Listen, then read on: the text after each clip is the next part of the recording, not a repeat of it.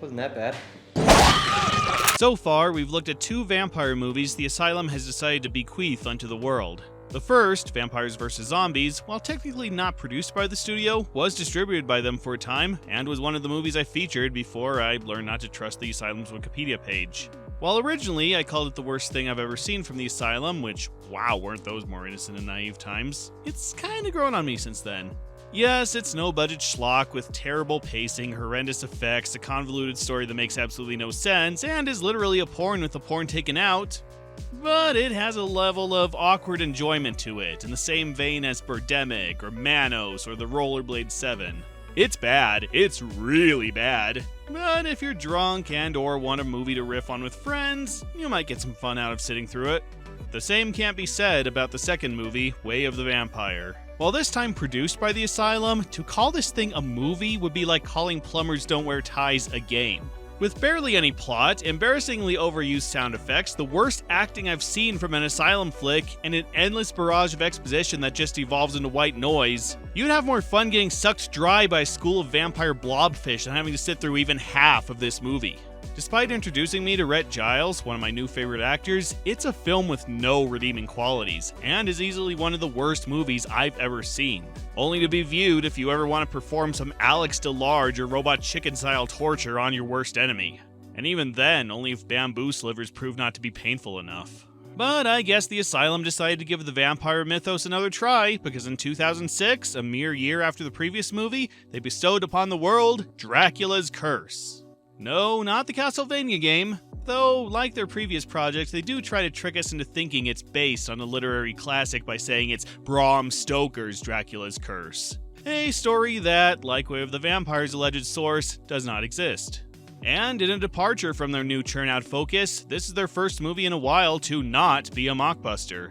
Though it could be argued that it's a general cash-in on the modern-day dark fantasy action fad of the late 90s, early 2000s. You know, the one that probably started with Buffy the Vampire Slayer and continued until around 2005. When we decided we didn't want to fight demonic creatures of the night, we wanted to screw them.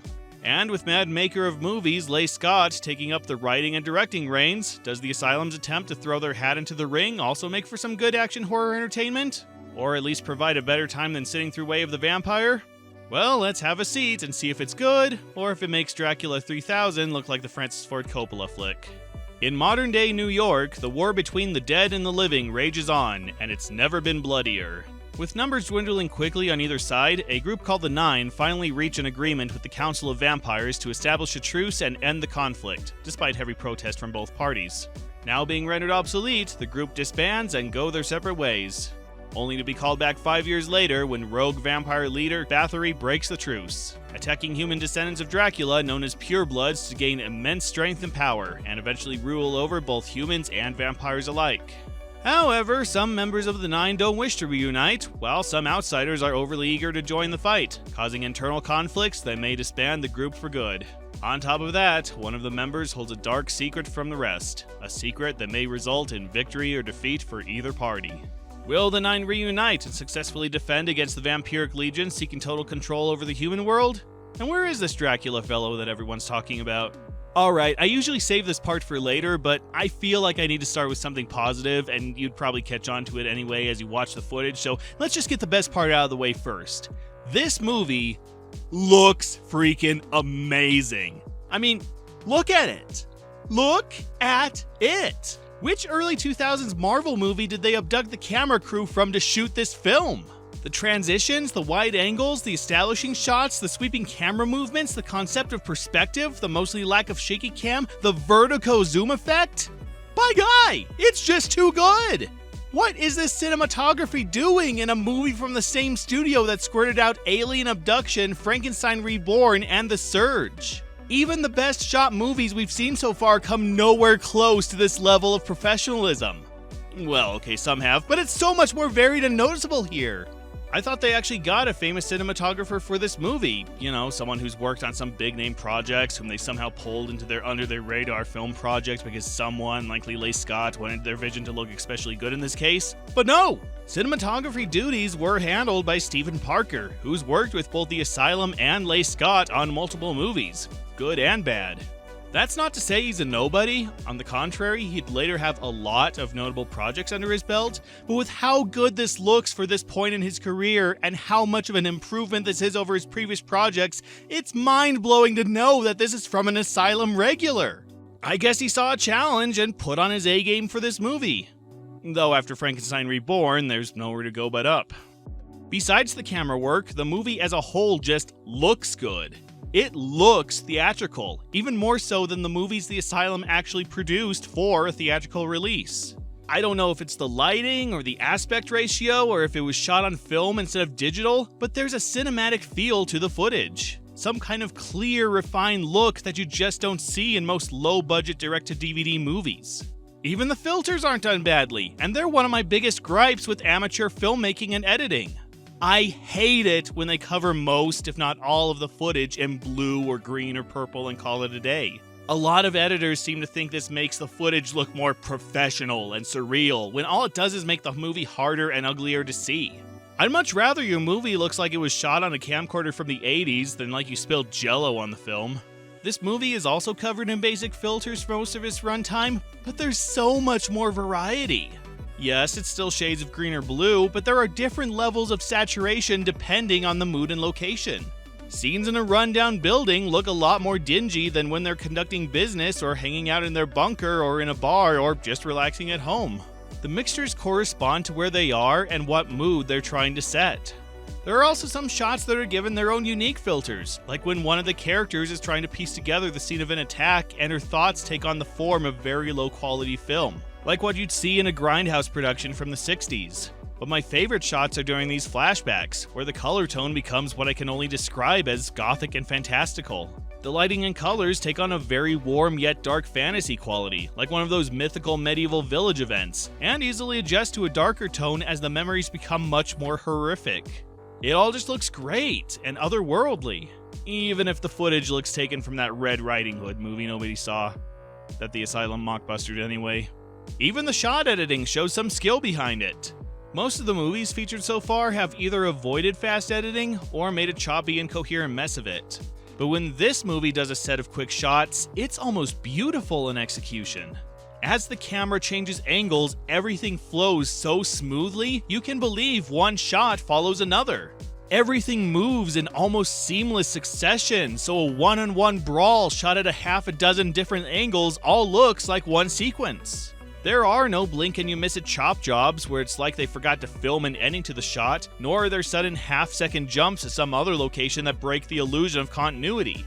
Everything is coherent, visible, and I can tell what's going on. Again, I thought the Asylum took the footage to a more professional editing team, but it's once again Lee Scott editing, who's shown he's both really good and really bad at piecing films together. So I guess he's another guy on his A-game for a project that didn't deserve this much attention. So yeah, say what you want about this movie, and there's a lot to say about it. It looks like a movie. It's the most movie-looking movie out of all the Asylum movies I've seen to this point. I don't know why it's this movie that got the movie treatment, but if I didn't already know that this was a direct-to-DVD project, I could easily be fooled into thinking that this was a theatrically released film. Of course, the Medea movies were also theatrically released, so treat that accolade with all the praise it deserves. And it's good that the movie excels in at least one aspect, because the rest of the movie kinda sucks. In fact, a good chunk of the film, I'm comfortable with saying majorly sucks. I can see why people consider this a spiritual sequel/remake of Way of the Vampire, because both movies have the exact same problem. From minute 1 to minute end, the entire movie is one giant, exhausting exposition dump.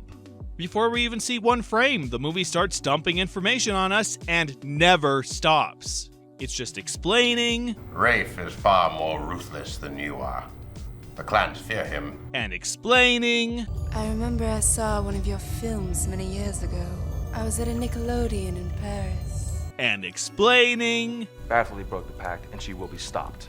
She's already found one pure blood, and there's not one of us in this room that can afford for her to find any more. And explaining. The High Council of Vampires, including both the human vampire and the monstrous Nosferatu, requested a This meeting is Hungary 500 years ago. That's impossible. protectors of humanity. This can't be real. No, just keep reminding yourself that. Disposed of her right around It is here that Countess Ursula Bader first. After the Vampire Council ignored the Countess, they didn't even know she was still alive. Obsessed with retaining her youth, the Countess spent years practicing witchcraft and bathing in the blood of young virgins. That's an inside job. Shut up! Shut up! Shut up! I'll never understand writers who think that endless commentary makes their work sound more profound and important. Because it doesn't. 2 or 3 characters standing in a room explaining the same plan over and over again, or just talking for 20 minutes about something that has nothing to do with the plot, doesn't make for an engaging movie. It doesn't even make for a good book. I want to read about how a character fires a cannon to save the day. Not spend 2 hours on 40 pages explaining how they know how to use one because their second cousin thrice removed knew some obscure relative to the villain's right-hand man's former roommate's garbage collector who was in a college class about the 3-month war that occurred 285 years earlier that went into great detail about the history of cannons and how each one is built and the chemical reactions that must occur for each ball of fire. There's only so much Douglas Adamsing I can take. Even Lord of the Rings knew to stick half of its plot lines in appendices. It's bad enough for a book, and it's worse for visual media. I can't tell you how many times I had to watch this movie or run certain scenes back. The dialogue is so cluttered and the cloud of exposition so thick, I just tune out and focus my attention on something else, like that stain on my wall. No joke, this is what the movie started sounding like after 20 minutes. The cops didn't believe me. No, they wouldn't. They're not particularly big fans of tales of vampire abduction. Now with that said, it's still better exposition than what Way of the Vampire gave us. That movie felt like somebody reciting their tabletop RPG campaign word for word, like a bad dungeon master not giving the players any time to roleplay. Because the characters are also terrible at making things up and just read off their character sheets in lieu of any creative improv, so every line of dialogue is just explaining things back and forth while stating the obvious 5 times a minute, resulting in really stilted lines like, I realize he is enamored with your beauty, but Josiah assures me he is an expert in all things Nosferatu. whatever that was. But with Dracula's Curse, I can tell that there was an attempt, if just an attempt, at unique world building. Most notably, they have their own take on vampiric lore. They still incorporate the basics, they suck blood, they hate sunlight, they're basically immortal, they can turn into bats or wolves, and they consider themselves aristocrats with their own Council of the Night. But then they add that there are at least 2 different types of vampire, the sired from a human vampire, and the beast-like, naturally occurring Nosferatus, who do resemble the title character of the 1922 film, and yeah, that's actually a really clever way to work that reference in, while giving it some connection to the modern vampire movie. It's probably my favorite addition they made, even if they don't do much with it. The movie also introduces thought walking, a vampiric skill that allows them to enter the mind of any being they make direct contact with and visually share their thoughts. Again, not a bad trait to give vampires, and it allows for some creative visual exposition, while catching up both the audience and movie characters that are new to the vampire hunting game. You see how much difference that makes to give a movie its own personal touch, with visuals that actually impact the look and feel of the footage? Even if 90% of the movie is 90% endless drivel, I'm still going to remember these elements they took time to think up and implement into their vision. Makes a change from just reading the bare essentials of vampire mythology out of any monster book and treating the audience for a rated R horror movie like they've never heard of vampires in their lives. Also beats sparkling vampires, but that goes without saying. Though they also add that vampires bleed green when injured, and yeah, we'll get back to that. And then, of course, there's their backstory for Dracula. Except he's not Dracula in this movie, he's... what the heck do they call him? Dracula. Dracula. Dracula. Dracula. Dracula. Dracula. Yeah, Dracula, whatever. In this iteration, he was once a good and righteous king, who was blessed by God to always be victorious in battle. However, he began to exploit this power to expand his kingdom for his own good, and as punishment, God turned him into an immortal demon with a literal lust for blood, doomed to walk the earth with an unquenchable thirst. He became the monster we know him as, terrorizing the world for centuries. But, in another departure from traditional lore, he eventually got tired of the chaos and destruction, and instead turned to hunting down the vampires he had created, just wanting the whole vampirism thing to end. And according to the movie, he's allegedly hiding in the shadows, helping the Slayers fight the good fight and undo the wrongs he's committed. This, coupled with some gorgeous gothic imagery and how they tie Bathory's story into his, really helped to give the movie its own identity. And a great one. One I'm totally behind, and one that, again, makes this movie's take stand out against a billion other vampire movies. At the very least, it's not the most unbelievable Dracula story I've ever heard, because I've seen worse. Much, much worse. And while I've moaned about the verbal waterfall that is this movie's exposition, it's not terrible exposition.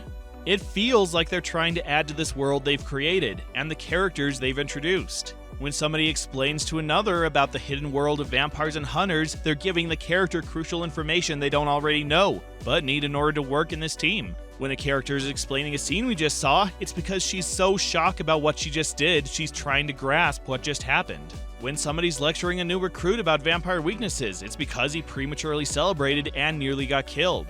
And when the villain's expositing about her evil plan and why she's doing it, it's because she's someone who would speak in this way, who is proud and vain enough that she just belt out her motives to anyone. She just thinks herself that important. The movie treats its writing with a surprising amount of seriousness, presenting a well-thought-out world for its characters, while avoiding most sloppy writing cliches such as the infamous "as you know." As you may know. As you know. As you know. As you all know. As you may know. As everyone knows. As you know. As you know. As you both well know.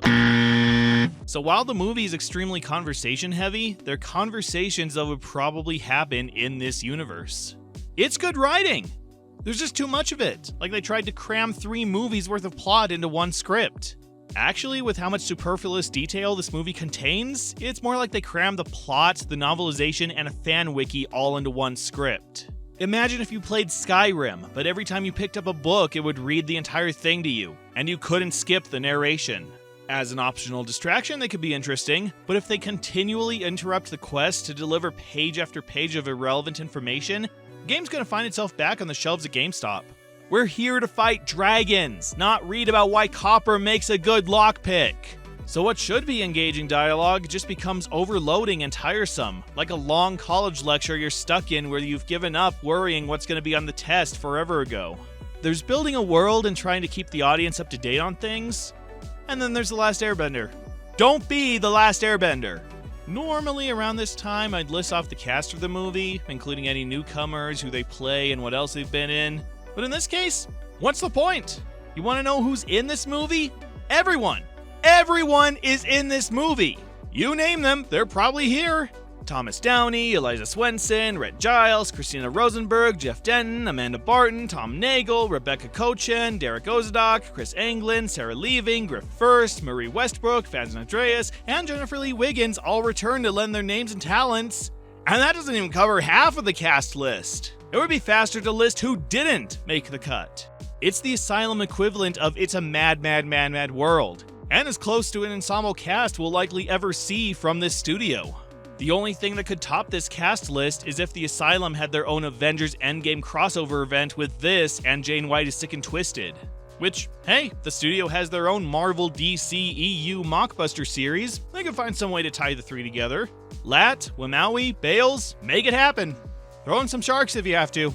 But while it is awesome to see all these faces I've grown very familiar with through the Asylum, they just add to the flood of super saturated detail that is this movie. There are too many characters to focus on. The movie starts with a group of vampire hunters called the Nine, already an incredibly large main cast that even huge-scale movies can have a hard time juggling.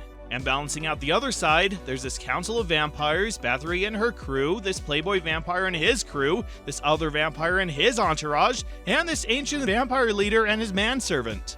Oh, what's that? That's still not enough to round out the cast? Well, I haven't mentioned the new recruit to the Nine, the vampire girlfriend of one of the Nine, the sister of another one of the Nine, and the dozen other bit players with things to say and performances to give. God, Justice League, Atlantis, Rat Race, Murder on the Orient Express, the Royal Tenenbaums, the It movies, and Snow White and the Seven Dwarfs might as well be silent running compared to how many faces are scrambling for screen time. Try to count the actors in this movie, your calculator will explode halfway through. And because there are so many characters vying for attention, there's almost no focal point. No one or even group of characters that the movie is told through. We're jumping so quickly between the 101 names in this movie, it's almost impossible to keep up with who's doing what and why. Sometimes we'll get someone the movie seems to be setting up as an audience surrogate, only for them to be discarded later. Tom Nagel's character Rick is a regular human whose girlfriend is kidnapped and turned by Bathory, and is inducted into the Nine to get revenge. And with how most exposition about vampires and their history is directed at him, you'd think he'd be the guy carrying the movie. He has a couple scenes in the first half, then he's almost never seen again until the last 10 minutes. Instead, attention switches to Eliza Swenson's character, why she left the Nine, and how the gang is trying to get her back. And once that's resolved, she disappears until the final battle. And then we have the mystery of Thomas Downey's character, and the drama of Rhett Giles' role, and Giles' girlfriend as a character for maybe a minute, and a bunch of vampires who are set up solely to get killed are given more attention than they need, and it's clear the plot has the focus of a broken telescope. If you're going to have this large a cast, a couple characters still need more of the limelight than others. Somebody, or even some buddies, need to be present throughout, or at least have a clear arc to serve as a tether to the audience. Otherwise, it just feels like we're intruding on someone else's story. So, when somebody whom we barely know is relating about how she accidentally killed an innocent human during a vampire massacre, the best reaction I can muster is, well, sucks to be you, I guess. But again, with that said, the movie does accomplish what a film with an ensemble cast should do: make everyone in the cast memorable. Even if there are 23 squid-zillion characters, I remember every single one. Besides Thomas Downey and Rhett Giles as prominent Nine members Rufus King and Jacob Van Helsing, we get a brief overview of the other members of the gang, and each one gets at least a moment to shine and show off their unique personality.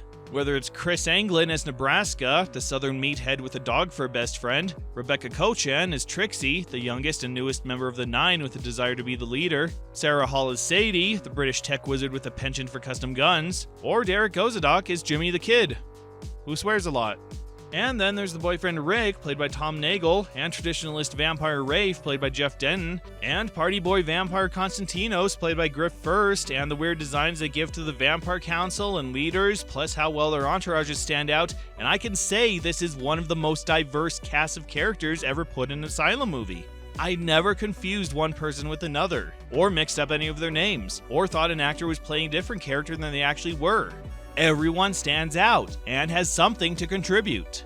So even if most only get maybe 3 minutes of screen time at most, I had no problem identifying the actors or the characters they played. Which makes it all the more the shame that the acting for this movie is, well, not to exaggerate or anything, abysmal. This is a tell we're just watching another low-budget horror movie, because the acting on display is really, really bad. Not the worst, but definitely near the bottom of the Asylum standards ladder. At best, most of these actors sound like they only just memorized their lines, and they were thrown on screen before they could figure out which emphases to use or what reactions to give. Not one line sounds convincing, not one interaction feels natural, not one conversation didn't make me think they weren't just reading the script right outside of camera view. It's acting so wooden, Woody Woodpecker would be drilling holes in them before the end of the first scene. And don't get me started on the stunt work. Just don't. Now, again, it's not as bad as Way of the Vampire, but that kind of makes it worse. Way of the Vampire was remarkable in just how little of anyone gave, resulting in some truly hilarious line reads like, "Let me out of here, you bitch." Whatever that was. Dracula's curse, I can tell that they're trying to give a convincing performance, but they didn't have the time and or talent to really sink their teeth into their roles. Considering most of these actors have given good or even incredible performances in the past, I guess the blame could be pinned mostly on overload. This is one of the Asylum's bigger projects, and I can understand if the cast and director were overwhelmed with something of this magnitude, especially trying to make this Bible's worth of exposition interesting. The cast and crew had a lot to juggle, and the higher production values probably meant more money slipping through the studio's fingers, so there was a lot more pressure to get the movie done, and probably only enough time for the bare minimum before they had to move on to the next scene. I have nothing to confirm this, but it's the Hollywood truth. Even the best movies have to rush against a deadline, and the end product is just whatever they could get done in time. And it's worse for independent movies working with a budget that big studio X's wipe their ass with every morning. So, if that's the case, I can understand how rushed the actors were and the quality it resulted in. The movie still looks like dress rehearsal at a high school stage adaptation of Dracula Untold, but I get it. I'll still mock it mercilessly, but I get it. And even with the low caliber acting on display, there was still a sense of character, and I found myself enjoying a couple of them. Thomas Downey plays another gruff hunter of the supernatural, and he's always a delight. Rhett Giles plays A. Van Helsing again, not the same one as last time, but still a vampire hunter with a great sense of skill and dignity. Griff First back to playfully sleaze it up as a hedonistic vampire with a large bong and a libido to match. The rest of the 9, at least what we got to see of them, all stand out and seem to be having fun. And even Tom Nagel, who's usually the weakest link in the cast, well, no one's out-acting him. And for once, the ridiculous accent is not given to Rhett Giles, but instead Jeff Denton as this uneasy vampiric ally of the 9, sounding very Romani, German, Swede, Lugosi, like the Crowboy from Maleficent. Very impressive, boys and girls, I must say. Orlok was one of my favorites. Yeah, but not a dog. They're dirty, vicious, and they hunt birds. Your ridiculous pact was humiliating. The old pansies had no idea what they were doing. Well, I'll be a mealy worm, gladly. Anything but a filthy stink. Well, you know me, darling. A little bit country, a little bit rock and roll. And of course, the mandatory Leigh Scott appearance, playing a slightly larger role than usual as the vampiric leader known as the Old One. He chews a few scenes, then dies at the hands of Bathory, because Leigh Scott without his death scene is like Seinfeld without his sneakers. Sadly, the weak acting isn't the only tell that we're just watching another Asylum movie. Most of the props, effects, and makeup all scream low to no budget schlock, taking you out of the illusion that this is a big budget theatrical release. The guns, for example, look fake as hell, like they were bought from a dollar store and painted over. And the stock After Effects muzzle flashes don't make them any more convincing, especially when the effect is misaligned. Some guns do look like they were built for the movie, including these stake-firing muzzles, but the smoke puffs they emit scream more stage magician than high-tech vampire-slaying machinery. Thankfully, the movie doesn't resort to much cheap CGI and keeps most of its effects practical, but when it does break out the stock lightning or other clearly fake imagery, it's like putting a Muppet in Ready Player One. Something does not belong in this scene.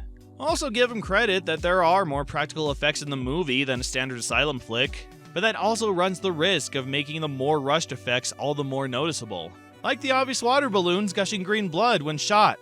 You're making Vampires vs. Zombies blood tubes look real. And while the makeup is applied decently, it's done chaotically, with no defined style or theme. There are like 5 different designs for vampires in this movie, ranging from this wolf thing to Mr. Forehead here to even Satan himself. Which, why? The Nosferatu, I understand, they explained that one, but why throw all these costumes into the movie and call them all vampires? It's the equivalent of a cheap haunted house that throws literally everything even remotely spooky into its ride with no rhyme or reason, just to fill up space. And they both share the look of clearance sale at Spirit Halloween.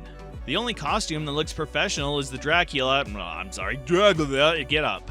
The suit was crafted by Almost Human, the same effects artist behind most of the Buffy the Vampire Slayer monsters, and yeah, it looks freaking incredible. Clearly a large portion of the budget went into this monstrosity, and even though it's not on screen for long, it's 10 times more impressive than most makeup work seen up to this point. For an Asylum production, it's a sight to behold. Even though it again brings up the question, wait, so this is a vampire? Why do we have like 5-6 things claiming to be vampires? I don't know, maybe an explanation is buried somewhere in the encyclopedia set that is this movie's dialogue, but I guess we're just supposed to believe that there are more forms of vampire than a JRPG end boss. The set work's not bad for this kind of movie. In Asylum fashion, most of it looks shot anywhere the film crew is allowed to shoot, but they make the most out of their limited locations. I can believe that this is the Nine's hideout shelter, and that vampires will be hiding out in an abandoned warehouse. And hey, a gym let them in after hours to shoot 2 women beating the shit out of each other. That was nice of them.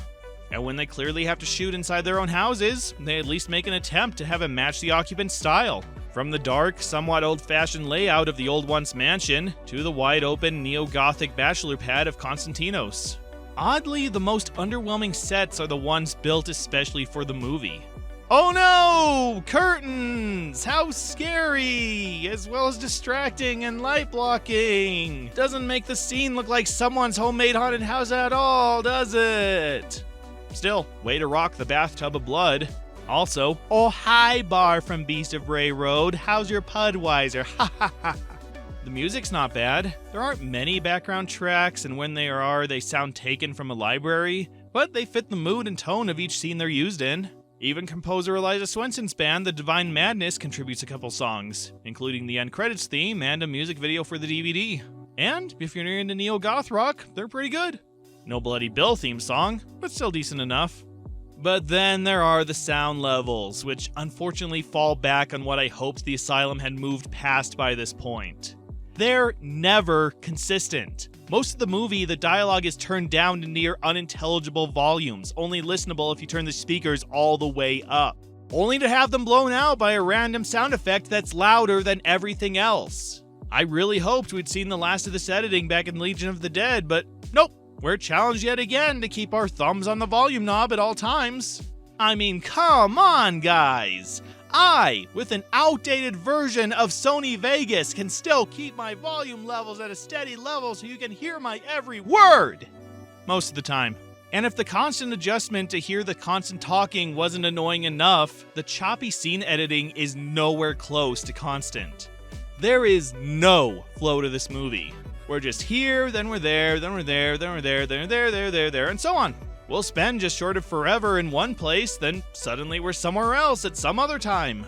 How much time passes between scenes? Where is one place in relation with another? Never explained. Everyone's so busy talking about how important they are, they forget to establish where they're even saying these things. And, like Evil Eyes before, most of the scenes lack any sense of progression.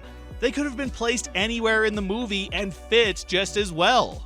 They do try for some structure by sectioning the narrative through chapters, a method reserved only for the most acclaimed of films, but even they lack any consistency. They're just put in anywhere at completely random intervals. There's about 15 minutes between the prologue and chapter 1, then nearly 30 minutes between chapters 1 and 2, then a mere 4 minutes between 2 and 3, 7 minutes between 3 and 4, and it just goes on like that. Nothing happens within each chapter to set it that much apart from all the others, so why even do it? The movie's so choppily divided, you'd think the chapters were determined by a YouTube algorithm. And all these scenes and all this exposition adds up to a runtime that equals, no joke, an hour 40. One of the Asylum's longest movies and tying with The Surge for the longest runtime. And trust me, it feels like 100 minutes. Like The Surge, there is no reason for this movie to be this long, especially when I can't watch more than 20 minutes at a time without tuning out. If you can sit through this movie without spending half of it staring at your phone, you are a better person than I could ever hope to be. Since the plot is so linear and lacking surprise, I have no problem with giving away the ending. The heroes somehow find out where Bathory is located and everyone shows up for the final face-off, leading to the choppiest scene in the movie, with the camera constantly flipping between shots that don't even last 2 seconds in a desperate attempt to convince us an epic final battle is taking place. When it's just more underacting, more grandiose dialogue trying to sound more important than it is, and maybe 1 or 2 decent stunts. I guess we get the closest to character arcs this movie offers us, since we see both Rick and Ravenwood being forced to kill their now vampiric loved ones, with Ravenwood, an experienced vampire hunter, unable to bring herself to do so, while Rick, the newest member of the group, eventually does. Not a bad wrap-up for these characters, but any kudos this scene earns is kicked in the shins mercilessly with the reveal of the big twist. You know that Dracula guy the movie kept bringing up, who the movie's allegedly about? Well, Rufus King was Dracula all along. Yeah, he made some kind of new deal with the powers of heaven to become mortal and lead the fight against vampires, but Bathory proved so powerful he has to bust out his Lord of Darkness mojo again to destroy her. It's a twist so underwhelming and tacked on it wasn't even the original ending, as seen in the deleted scenes. But I guess they realized, whoops, we made a Dracula movie and forgot to include Dracula. Gotta put Thomas Downey in monster makeup again. So Rufus becomes Dracula, turns Bathory extra juicy, because I guess that's another power vampires have. Rhett Giles also becomes a vampire, and the rest of the 9 pretend they contributed.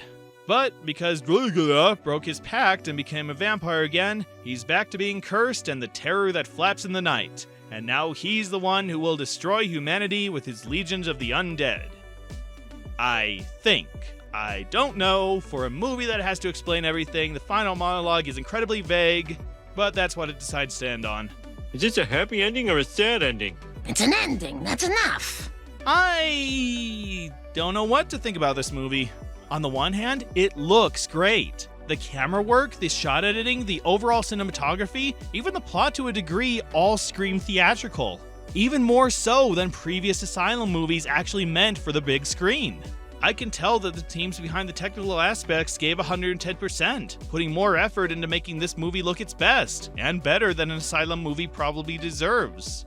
But on the other hand, it's so boring.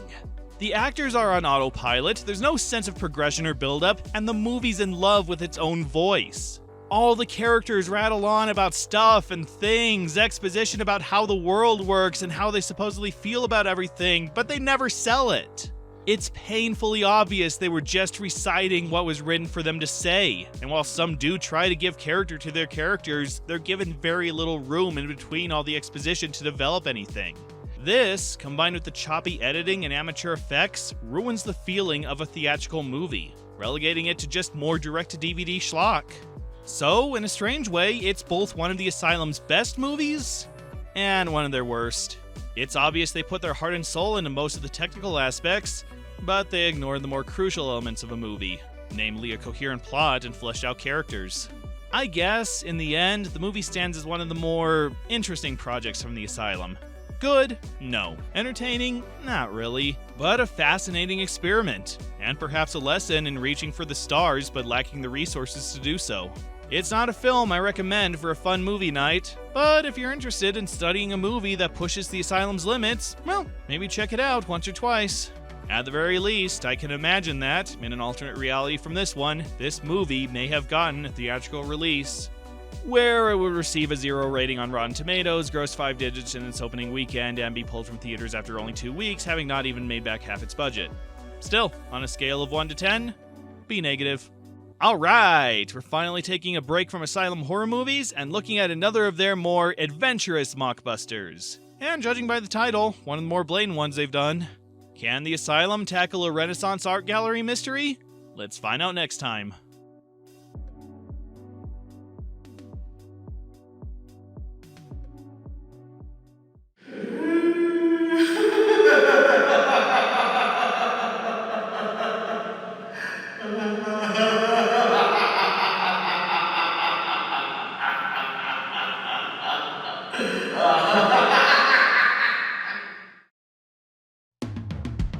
Hey there everyone, thank you for watching this video.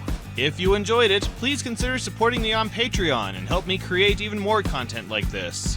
It's only $1 to get early access to my videos, and only $5 gets you a credit at the end of each of those videos, with higher tiers offering these and even more perks. And as you help me reach certain goals, I have super special content lined up for all of you. Head on over and check out my Patreon today, and I'll see you next time.